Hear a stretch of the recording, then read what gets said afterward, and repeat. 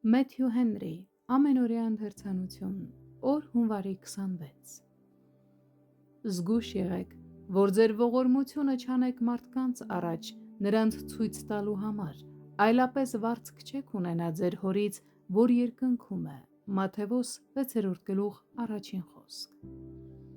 Ինչպես որ մենք պետք է ավելի լավը լինենք, քան դպիրներն ու փարիսեցիները, խուսափելով սրտի մեղքերից, սրտի շնությունից և սրտի սպանությունից,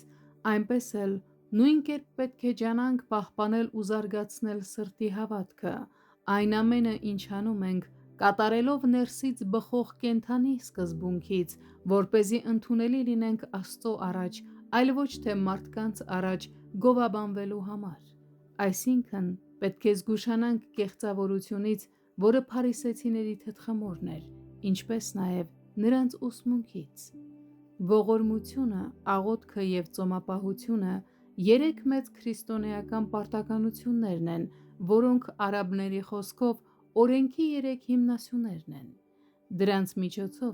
մենք երկրպագություն և ծառայություն ենք մատուցում Աստծուն մեր երեք հիմնական բաժիններով՝ աղոթքով, մեր հոգիներով, ծոմապահությամբ, մեր մարմիններով և ողորմությամբ, մեր ունեցվածքով։ Ուստի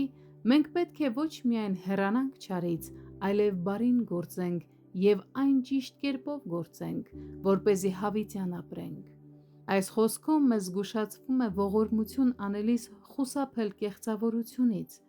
Զգուշացեք այն կիրառելուց։ Զգուշության այս հորդորը ենթադրում է, որ դա մեղք է։ Մենք մեծ վտանգի մեջ ենք, քանզի դա աննկատ մեղք է։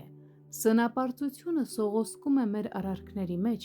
նախքան մենք դա գիտակցում ենք։ Աշակերտները դրա մեջ կգայթակղվեին այն զորության պատճառով, որ ունեին բազում հրաշագործ գործեր կատարելու, ինչպես նաև այն բանի պատճառով, որ ապրում էին ոմանց հետ, ովքեր հիանում էին իրենցով, և ուրիշների հետ, ովքեր արհամարհում էին նրանց, և երկուսն էլ գայթակղություններ են մարմնի մեջ փայլուն երևալու ցանկություն առաջացնելու համար։